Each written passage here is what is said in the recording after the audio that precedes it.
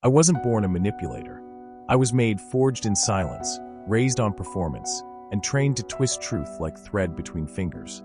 You've heard stories about con artists, corporate corruption, psychological control, but none from the inside. This is my voice, raw, unfiltered, and dangerous. I engineered love, dismantled trust, rewrote perception, and built lies so perfect, they became belief. But what happens when the world you control turns on you? What happens when the puppeteer becomes the puppet? This isn't just a story. It's a confession. And if you're listening, it means the mirror is already in your hands. Oh, by the way, if you haven't already, we invite you to follow us on your favorite platform so you never miss a story.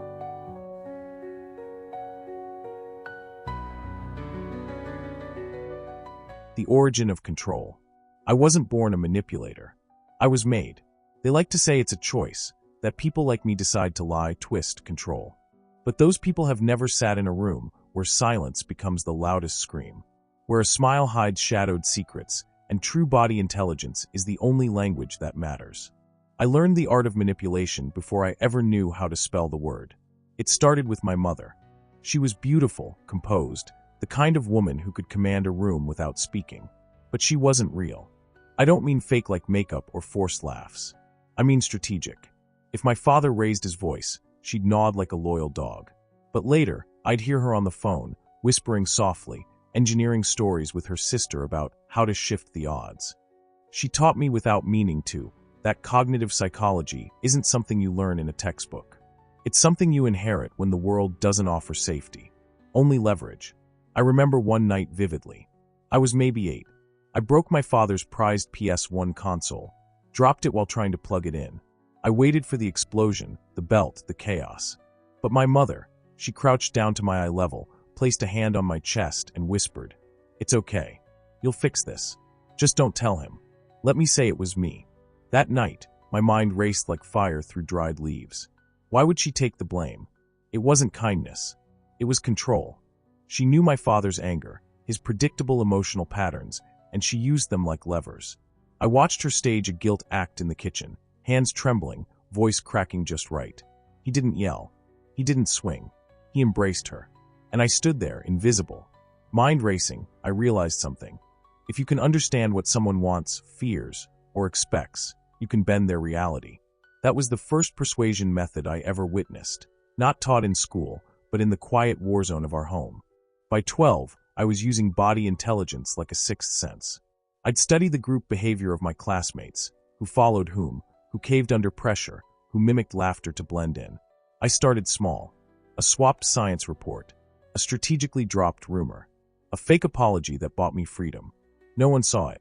That was the point. I was practicing mitigation techniques before I knew the name. I wasn't trying to hurt anyone, not then. I was trying to test the edges of influence, to see if I could pull the strings without anyone feeling the tug. But I did hurt someone. Layla. She had this innocent, sunflower in the rain kind of energy. Trusted everyone. Especially me. I told her I liked her. I didn't. I just needed a distraction from the fight I was having with a teacher who caught me forging signatures. I told her she was different. She wasn't. Not to me. She was an experiment, a test in emotional engineering, to see if I could steer another person's reality by combining flattery with calculated silence. She kissed me, and I felt nothing. That terrified me more than if I'd felt guilt. I journaled it later, cold and clinical. Target responded positively to validation and perceived vulnerability. Result: total compliance within 6 hours. That was the moment I understood I was different. Not special, just aware. Years later, in a university psych course, I finally found the words I'd been living all along. Behavioral psychology, cognitive techniques, social manipulation, complex emotions. The academic labels for what I had instinctively practiced like a second language. While my classmates were memorizing theory, I was in the field, testing outcomes. I learned that eye contact too long can build trust, or suspicion. That if you nod 3 times, the other person's brain unconsciously starts to agree. That mirroring body language can breed false intimacy. I was fluent in cognitive skills, and I used them with surgical precision. But it didn't stop there. I began studying art techniques, not for beauty, but for deception, misdirection, contrast, how color and shadow can alter perception. Game exploration and visual storytelling became tools. A painting could distract a person while I steered the conversation where I needed it to go. I incorporated psychology tips into my daily interactions like breathing. And soon, positive influence became a shield, the smile I wore while I quietly corrupted ethical lines. I joined a youth mentorship program, not because I cared, but because it gave me access. Trust. Vulnerability. Watching how other people's parents interacted with them. It was like stepping behind the curtain of social conditioning. I learned what they lacked, and I filled the void with just enough attention to gain entry. By the time I was 22, I had mapped out the psychological profiles of almost everyone I interacted with: professors, lovers, supervisors. I wasn't living life. I was studying it, coding it, manipulating it. The first time I used a server room to access confidential files, I did it to protect someone. At least, that's what I told myself. She was being cheated on. He was lying to her. I accessed his email, not to expose him, but to learn how he lied. What he said, what worked, what didn't. I analyzed his syntax, his rhythm, his emotional pacing. I used that data to build a better version of myself. One more believable, more emotionally calibrated. The man every person thinks they want. That was when audio manipulation became my tool of choice. Voice notes, subtle breath cues, pacing that mirrored the listener's heart rate. I could provoke sadness, desire, or outrage, all through timing, through tone, through skill. And now, as I sit here, older, sharper, with more refined ethical standards, I wonder if I've gone too far, or not far enough. Because the world doesn't reward honesty. It rewards mastery. Manipulation is everywhere, but only a few of us wield it consciously. I'm not confessing. I'm documenting. Not to apologize, but to teach. Because if you don't learn what I know, someone will use it on you, and you'll never even see it coming. The game begins. They say teenagers rebel because they're trying to find themselves. I wasn't trying to find anything. I was testing how far I could go. By the time I was 15, manipulation wasn't just something I observed. It was something I engineered. It had become my game exploration, but unlike video games, this one had real stakes. Emotions. Lives. Power. My first real project was a teacher, Mr. Ellis. He prided himself on integrity, talked endlessly about ethical standards, respect, classroom fairness. But like every human, he had a weakness. His was validation. He wanted to be seen as the cool one, the mentor. So I gave him that. I mirrored his speech patterns. I brought up obscure books I knew he loved. I laughed at his terrible jokes. Within weeks, I was his golden student, his bright mind with potential. What he didn't know was that I had failed 2 major exams. But I'd been studying something far more interesting than history or math: exam techniques of persuasion. Specifically, how to get what you want without ever asking directly. So I didn't ask for a grade change. I asked for feedback. I planted seeds of cognitive techniques, false confusion, sincere curiosity, manufactured humility. I made him believe that I deserved better scores, even if the results didn't show it. He changed my grade, not because I manipulated him, but because he believed it was his idea. That's the essence of true manipulation. Never control the outcome directly. Just control the conditions that shape it. Outside of school, I started working part-time at a ski resort. And that place, it was an incubator for secrets. Ski techniques were one thing, but human dynamics on the slopes were something else. You'd be surprised how many confessions fall out when adrenaline meets vulnerability. I watched wealthy couples unravel mid-lesson. I saw affairs playing out in heated lodges, instructors seducing clients, and bored spouses sneaking off for something more exciting. I didn't judge. I studied. There was one woman, Mara. Mid-30s, married, elegant, hollow behind the eyes. She talked like she was bored with every word. Her husband, a man twice her age, would drone on about market psychology while sipping overpriced bourbon. She once said to me during a ski session, "You ever feel like everyone's just faking their lives?"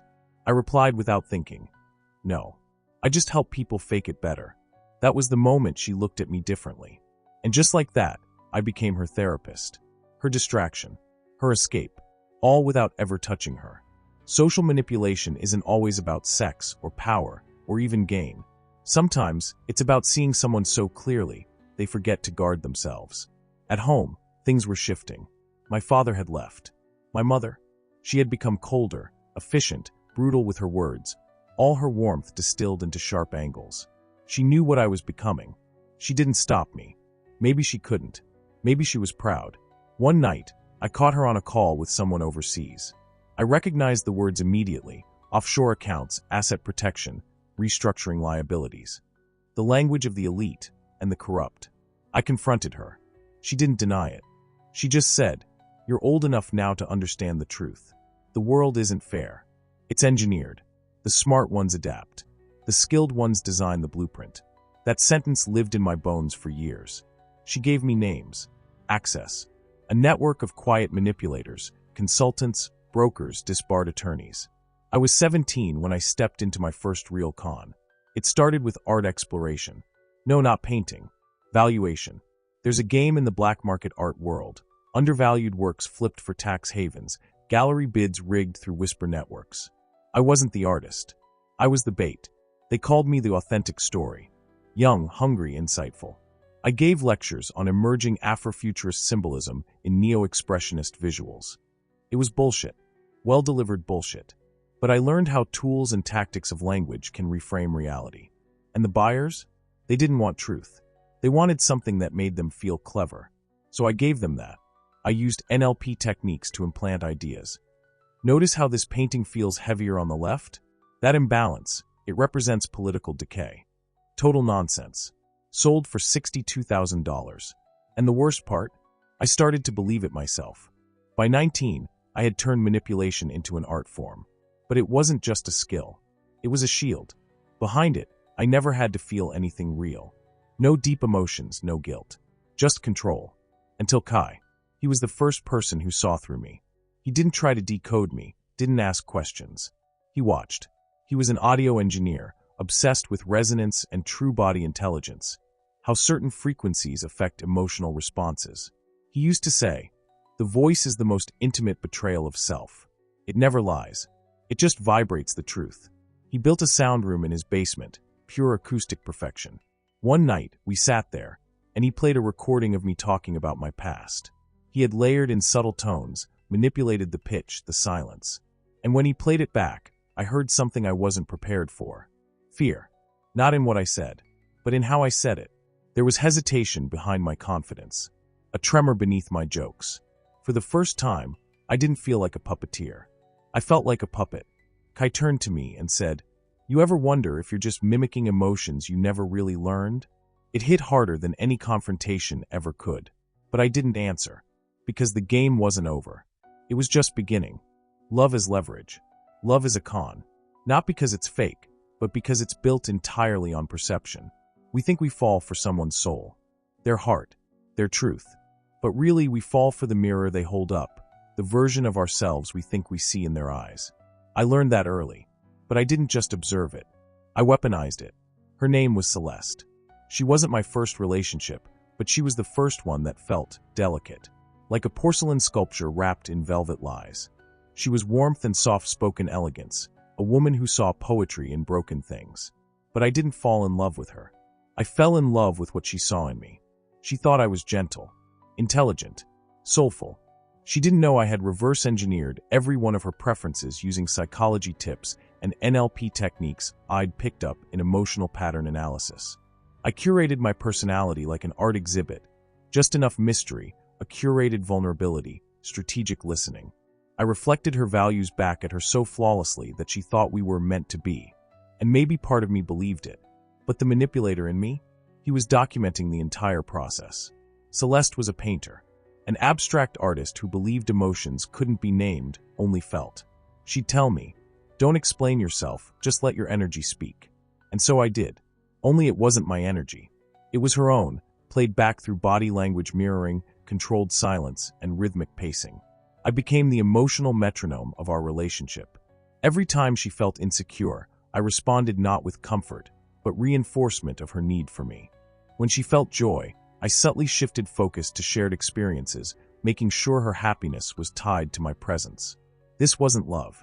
It was emotional engineering. The deeper she fell, the more data I collected. I began using her emotional triggers to run behavioral psychology tests. How long it took for her to text back when I delayed mine. How her voice tone shifted when I praised her painting. What phrases made her light up. which made her pull away. I started journaling her like a research subject. Day 43, introduced subtle emotional distance after praise. Result, cling response. Reinforce emotional safe zone tomorrow. Insert, you make me better feedback loop. It sounds clinical, because it was. And yet, somewhere in those twisted notes, I envied her. She felt things I'd never let myself feel. She cried during storms. She hugged strangers. She painted grief like it was holy. Meanwhile, I was in the background manipulating our love like a symphony composed in dark psychology. Then came the betrayal. Not hers. Mine. She had asked for access to my old laptop, said hers had crashed. I agreed. Careless. Or maybe subconsciously, I wanted to be caught. The files were there. The emotional maps. The transcripts. My game exploration logs. Even my labeled folder. Social dynamics, control models, Celeste. She didn't say anything right away. She just left. No text. No scene. Just absence. And for the first time in years, I felt it. Something real. An ache. A mind-racing sensation I couldn't mitigate with scripts or data. It was guilt. Panic. Confusion. Not over losing her, but over losing control. I spiraled. Not publicly. No, outwardly I was composed. Teaching seminars on ethical leadership, giving talks about navigating work dynamics in postmodern industries. All the while, I was crumbling behind the curtain of control. I even flew to Switzerland under the guise of an art techniques residency. But it was a front. I was there to reset, to recode. I lived in an alpine village, alone with my thoughts, my patterns, my self-hate dressed as self-mastery. One night, I stared into a frozen lake, audio journaling my thoughts. I manipulate because it's safer than loving, safer than needing, safer than being seen. I deleted the recording, but the words echoed long after. 2 months later, I saw Celeste again, in a cafe in New York City. She was laughing with someone new. Lighter. Freer. She looked unburdened. I wanted to approach. Apologize. Tell her I'd changed. But I hadn't. Not really. Because even in that moment, I was analyzing her posture, the pitch of her laughter, the cognitive techniques behind her microexpressions. Love hadn't changed me. It had simply reminded me of what I could never be. Later that year, I attended a seminar on true body intelligence. A speaker, an ex-CIA interrogator, said, "The body can't lie, but a skilled manipulator can train it to."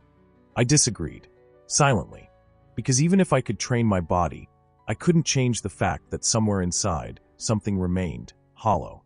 Complex emotions are like puzzles I could solve, but never feel. That was the curse, and the skill. And so I returned to what I knew best: market emotions, society manipulation, and leveraging human dynamics for advantage. But I carried Celeste with me, not her love, but the blueprint of the emotional labyrinth I built around it. She had been a test, and I had passed.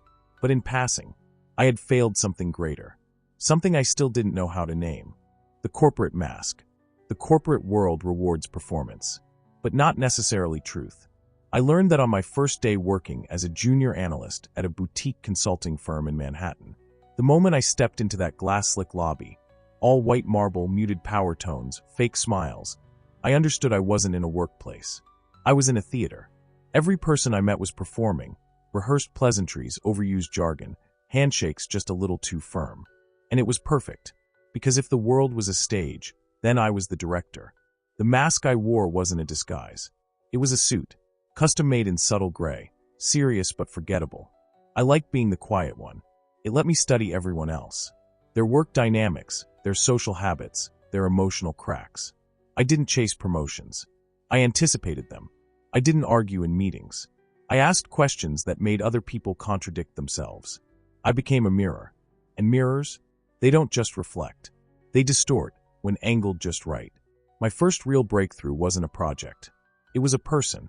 Jackson Cole, managing partner, Harvard grad, charismatic sociopath. He ran the floor with an iron grin and a Rolex that probably cost more than my college tuition. But beneath all that charm, he was weak. Not in presence, in pattern.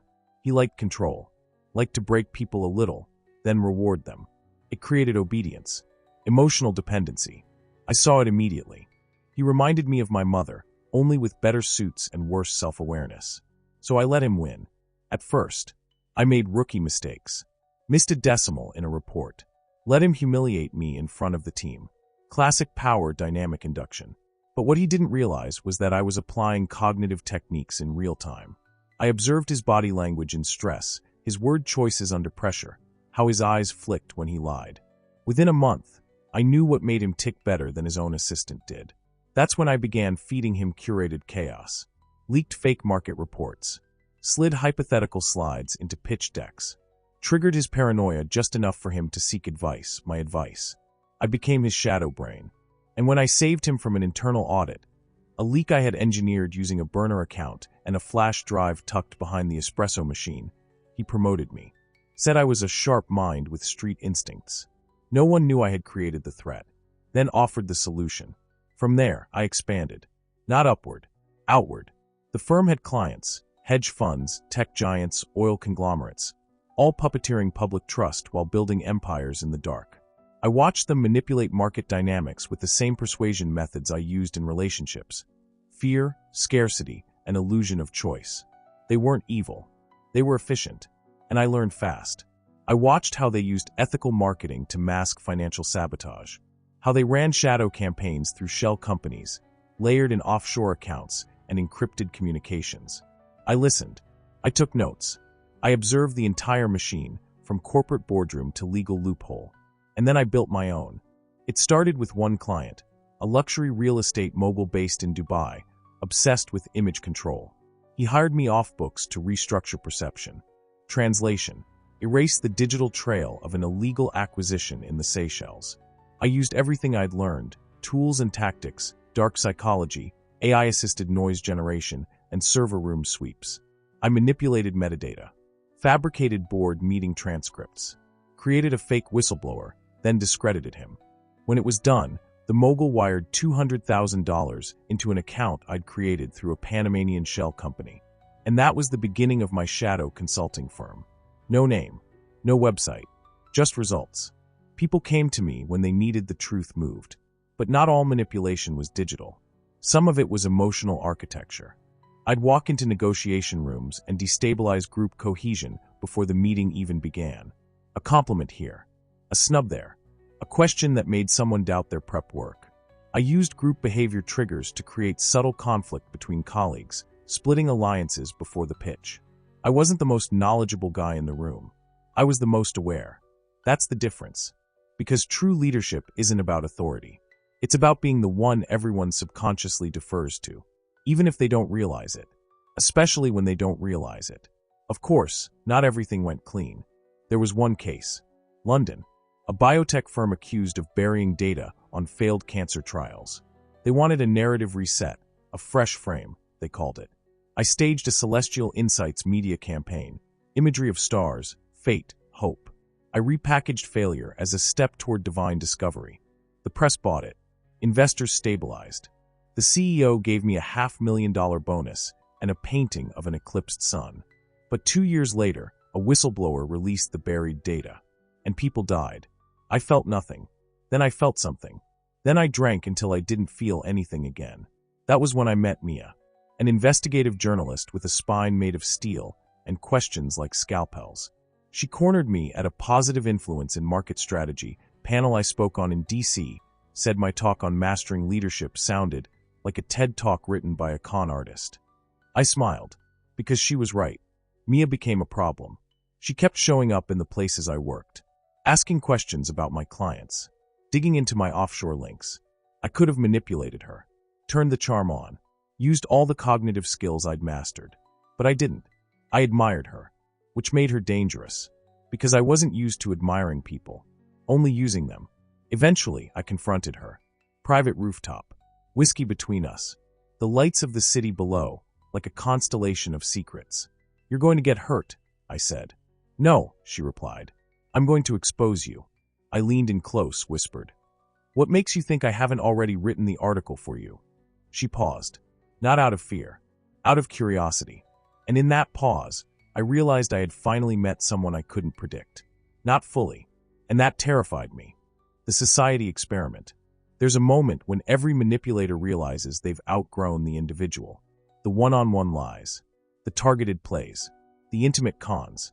Eventually, It's not enough to steer one person. You want to steer many. To watch a room, no, a nation, bend subtly under the weight of your influence without ever knowing your name. That moment came to me not in a boardroom or back alley, but in a comment section. It was a viral video, something about a celebrity breakup, trivial and fleeting. I noticed a comment I'd left 3 days prior had triggered a chain reaction. People arguing, referencing, quoting. Dozens of replies, hundreds of likes. A single, vague sentence I'd dropped had shifted the narrative. Ever notice how the timing of these stories always coincides with financial scandals? I hadn't meant it to go anywhere, but it did. And that's when the idea hit me. What if I could design entire emotional climates? What if I could run a society manipulation experiment?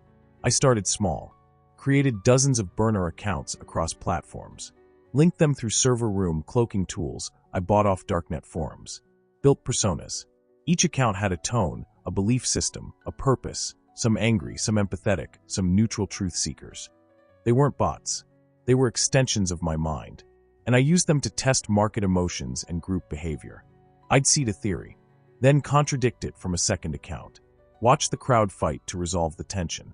I recorded how long it took for misinformation to turn into belief, how emotion overtook fact, how social dynamics drowned out cognitive techniques.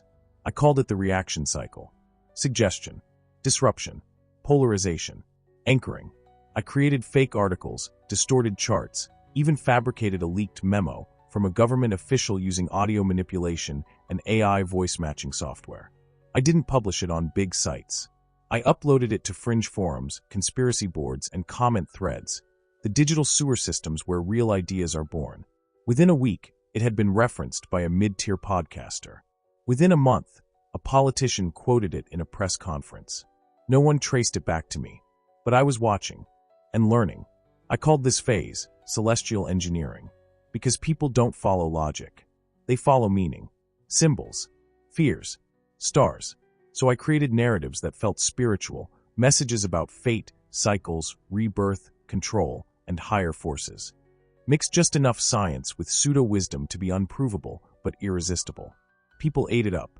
Influencers started referencing mythic market cycles. Parents began texting their kids reminders to protect energy from information attacks. It was laughable and terrifying. This wasn't trolling. This was strategic crowd hypnosis. It was dark forces wearing ethical leadership as a mask. But I didn't stop there. I wanted something real. So I created the Symposium. It started as a newsletter, weekly insights into emotional intelligence and truth. Clean fonts, deep quotes, curated by behavioral psychologists and thought leaders. That was the tagline. The content, 100% manipulation. I used it to inject persuasion methods, body intelligence techniques, market psychology, and positive influence framing into the inboxes of 12,000 subscribers within the first 90 days. Then came the invitation-only Zoom salons, monthly calls hosted by Dr. Elias Shore. My fictional persona, voice deepened through post-processing. He wore wireframes and a suit I bought off Amazon. I projected him using deepfake software. No one knew. People thanked him for helping save their marriages, their businesses, their minds. They didn't realize they were speaking to a man who couldn't feel any of it, only measure it. One of my favorite experiments was Operation Echo, a test of emotional looping. I created a controversy around a fake app supposedly reading true facial emotion signatures to detect lying partners. I seeded it with keywords like true body intelligence, ethical marketing, and NLP techniques. The app didn't exist, but by the time I was done, people were creating reviews of it. YouTube explainers, blog posts, conspiracies about who really owned the tech, all from a 3-paragraph press release and a single fake screenshot. That's how fragile the social psyche is. It doesn't take a lie. It just takes a question wrapped in fear. But here's the part one didn't expect. I started believing myself. Not the facts, but the myth of control. The idea that I could orchestrate a society from the shadows and remain untouched. Until Mia came back. Remember her? The journalist who saw through me? She had been quiet for months, too quiet. Then I received a FedEx envelope with no return address. Inside, screenshots, email metadata, audio timestamps, recordings of my deepfake voice, documents from my shell company. She hadn't exposed me yet. She was warning me. I met her that night in an abandoned subway terminal she had access to through a friend at the MTA. Dark, leaky pipes, broken signage. The air tasted like old metal and old mistakes. She stood in the shadows, voice steady. "You crossed a line. This isn't about power anymore. It's about impact." I said nothing, because I knew she was right, but I also knew I couldn't stop. Stopping meant confronting something I'd spent my entire life running from. Myself, the boy behind the mask, the man with no emotional compass, the myth I built to survive. And so I did what manipulators always do when cornered. I redirected. "I'll give you everything," I said. "A confession, a breakdown of every move. But on one condition, you let me tell the story." "Why?" she asked. I looked her dead in the eyes. "Because if I'm going down, I want to take the mirror with me." When they caught on, there's a sound the world makes right before it turns against you. It's not loud. It's silence. A silence too heavy, too symmetrical, like every camera lens is watching, every hallway listening. The illusion of control fades, and you realize, you're not the only one who knows the game. You're not the only one playing. I noticed the first crack in Berlin. I was speaking at a private symposium on cognitive psychology and leadership, a sanitized title masking another experiment in ethical manipulation. The room was filled with executives, influencers, and polished wolves with veneers and vision boards. I'd given this talk a dozen times. But this time, I felt eyes that didn't blink. A man in the second row. Suit too perfect. Posture too still. No phone, no notebook, just watching. Like a predator. When the talk ended, he was gone. But his presence lingered. It wasn't paranoia. It was pattern recognition. Something had shifted. The next sign came in Cape Town. My offshore accountant, a man who once bragged about turning Swiss secrecy into an art form, canceled our appointment and vanished. His number disconnected. His office stripped clean. All that remained was a note slid under my hotel door. "Your masks are slipping. They're coming." No name. No return. Just a sentence heavy enough to crack ribs. Back in New York, my safe house was compromised. The door hadn't been forced.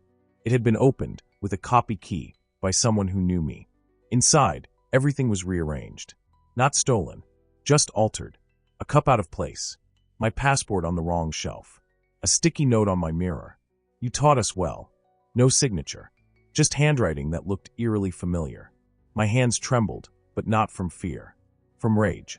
From the realization that my techniques, my own manipulation systems, my mitigation techniques, my psychology tips, were being used against me. Someone had reverse-engineered me. I traced it back to Mia. Of course, it was her. But not alone. She had built a coalition. Ethical hackers. Whistleblowers. A former FBI profiler. Even a behavioral psychologist I had once coached in a mentorship program. Apparently, he'd never forgotten the way I dismantled his career for fun. They called themselves the Shadows of Justice. Cliché, but fitting, because that's what I had created, a network of ghosts. And now, the shadows wanted their due. I ran. Not out of cowardice. Out of calculation. You can't win a game you didn't set the rules for. So I disappeared, ditched my identity like a dead coat. Swapped continents. Phones. Faces. Even learned a new accent, trained by a retired voice actor in Naples who had no idea he was building a new ghost. But no matter how far I ran, they kept finding me. Encrypted emails. Anonymous voice notes. At one point, I received an audio file of myself from a private dinner in Tokyo. Someone had recorded me, manipulated my voice with frequency edits. It was me, but not me. It was my voice, confessing to crimes I'd never said aloud. It was audio manipulation taken to the edge of psychological warfare. They weren't just tracking me. They were beating me at my own game. I started losing control. Insomnia. Mind racing. A tremor in my hand I couldn't train away. I'd walk into rooms and forget why I was there. Not because I was afraid, but because I no longer knew who I was performing for. I began questioning every person I met. The old woman selling oranges on the street. The child who bumped into me with too much eye contact. The bartender who asked if I liked jazz. How much did they know? How much was real? I was unraveling. Not from exposure, but from reflection. From seeing myself through the eyes of others. The final betrayal came in Montenegro. I had set up a new shell company for emerging market strategy consulting. All legal. All clean. But it was bait, designed to see who was still watching. I hired a private security firm to scan the office for bugs. They found none. But they did find a single message embedded in the source code of my laptop's boot sequence, invisible to any scanner, triggered only after 37 startups. It read, "This is not revenge. This is accountability." I stared at it for an hour. Then I closed the laptop and walked out into the rain. I didn't run this time. I let the storm hit me. Let it soak through the layers of armor I'd spent decades building. And for the first time in years, I cried, not out of guilt, but out of clarity. Because this is the part no one teaches you in manipulation seminars, or in whispered circles about power dynamics and market psychology.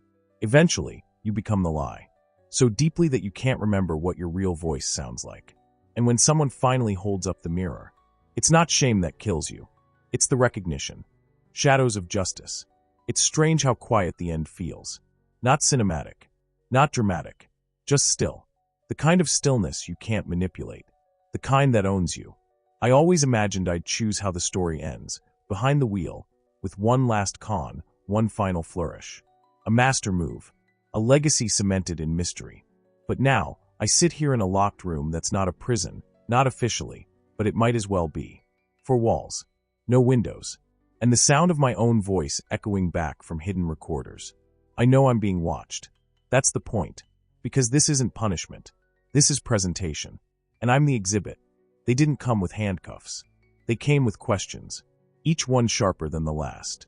They played my own audio files back to me, spliced and rearranged with surgical precision.